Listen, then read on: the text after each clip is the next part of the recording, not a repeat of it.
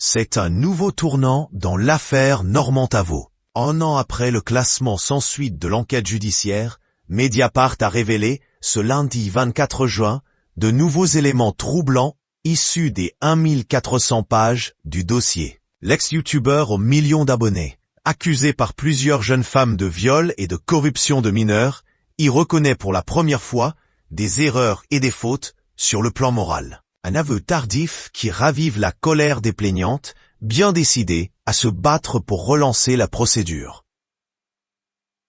Pour rappel, 4 jeunes femmes avaient déposé plainte contre Normand Tavo. 3 d'entre elles étaient mineures au moment des faits reprochés. Elles dénoncent des pressions, des manipulations et un usage de la notoriété du vidéaste pour obtenir des photos dénudées ou des faveurs sexuelles. Mais en octobre 2023, le parquet avait décidé de classer l'affaire sans suite, comme c'est malheureusement le cas pour 90% des plaintes pour violences sexuelles. Les investigations de Mediapart mettent en lumière des échanges explicites entre Normand et certaines plaignantes.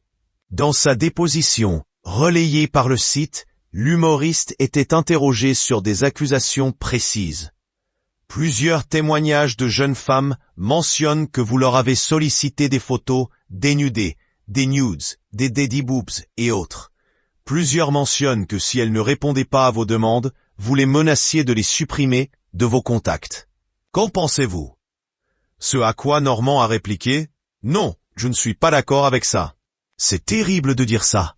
Sauf que, dans le dossier, les messages parlent d'eux-mêmes. Les jeunes femmes, certaines très jeunes, racontent comment Normand avait connaissance de leur âge et persévérait malgré tout. L'une d'elles confie avoir reçu des messages insistants, la poussant à montrer un peu plus. Une autre relate des menaces à peine voilées en cas de refus. Un comportement que les victimes décrivent aujourd'hui comme un véritable harcèlement. Pour la première fois, l'humoriste passe aux aveux partiels. S'il continue de nier formellement être coupable de corruption de mineurs ni de viol, il admet cependant « J'étais à ce moment-là dans une période de frénésie de drague, marquée par une absence totale de recul et de discernement sur mon exposition soudaine à la notoriété dont je n'avais pas mesuré l'impact. » Autre point clé, alors qu'il affirmait auparavant ne pas savoir qu'il échangeait avec des mineurs, il reconnaît désormais. J'aurais dû couper court tout de suite, dès lors que la personne en face n'avait pas la majorité.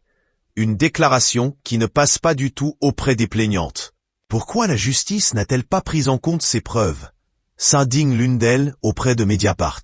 Portée par ces nouvelles révélations, les jeunes femmes comptent bien faire ouvrir le dossier. Pour elles, cette affaire est loin d'être terminée. Et cette fois, elles sont prêtes pour la bataille.